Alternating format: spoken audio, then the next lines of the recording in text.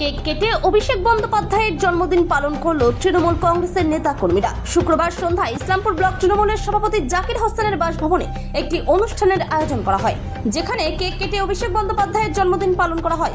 উপস্থিত ছিলেন ইসলামপুর ব্লক তৃণমূলের সভাপতি জাকির হোসেন, জেলা যুব তৃণমূলের সভাপতি কৌশিক গুণ সহ অন্যান্য নেতা কর্মীরা। জাকিরবাবু বললো যে গতকাল রাত 12:01 থেকে আমরা আতশবাজি শুরু করেছি। তারপরে তৃণমূল যুব কংগ্রেসের উদ্যোগে কানায়াদা এবং জাকিরদার উপস্থিতিতে আমরা ইসলামপুর সাব ডিভিশনাল হসপিটালে আমরা রোগীদের ফল বিতরণ করেছি, মিষ্টি বিতরণ করেছি। আজকে ব্লক তৃণমূল কংগ্রেস অফিসে আমাদের জাকির সাহেবের বাসভবনে আমরা কেক কেটে ওনার জন্মদিন উদযাপন করলাম। আমরা ঈশ্বরের কাছে প্রার্থনা করি উনি যাতে আরো দীর্ঘজীবী হন, ওনার শরীর যাতে সুস্থ থাকে। আর গত দুদিন আগে উনি যে ফিটনেস দেখিয়েছে সোশ্যাল মিডিয়ার মাধ্যমে আমরা যা দেখাতে পারলাম, এতে বিরোধীরা চুপসে গেছে ওনার ফিটনেসের মাধ্যমে।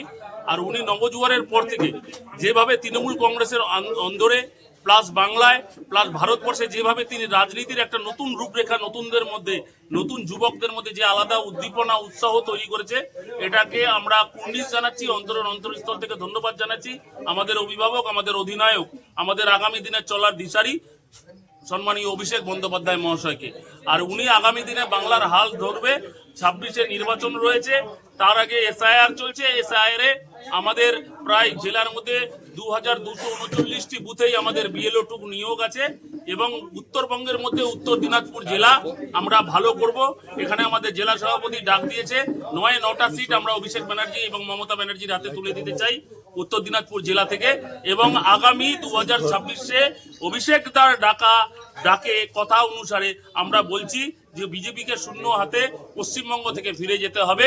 আর অভিষেক ব্যানার্জি উনি বলেছেন এসআইআর চলাকালীন বাংলায় প্রতিটি নাগরিকের যতক্ষণ নাম না উঠেছে ততক্ষণ তিনি রাস্তায় এই 3 মাস থাকবে।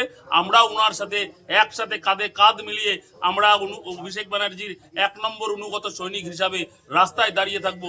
আমাদের এসআইআর এর ক্যাম্পও চলছে, বিএলও টুরা বাড়িতেও যাচ্ছে।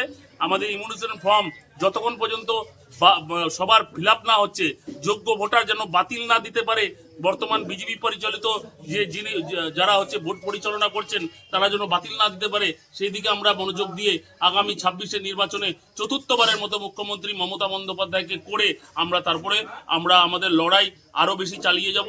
বাংলা আরো উন্নত থেকে উন্নততর জায়গায় যাবে আমাদের সর্বভারতীয় সাধারণ সম্পাদক অভিষেক ব্যানার্জির নেতৃত্বে।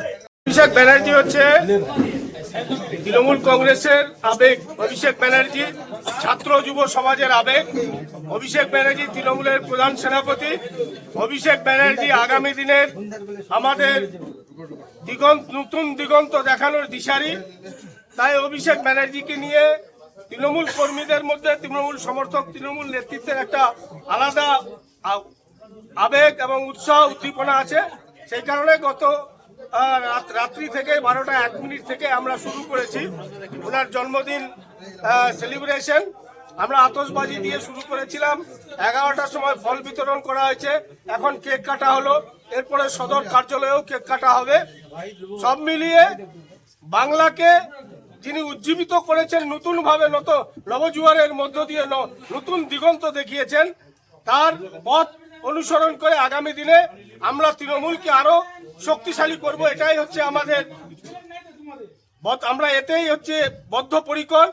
এবং আগামী দিনে দিল্লি সরকার যেভাবে বাংলাতে এসআইআর এর নাম করে মানুষকে বিভ্রান্ত করার চেষ্টা করছে, সেই বিভ্রান্তকে আমরা সফল হতে দেব না।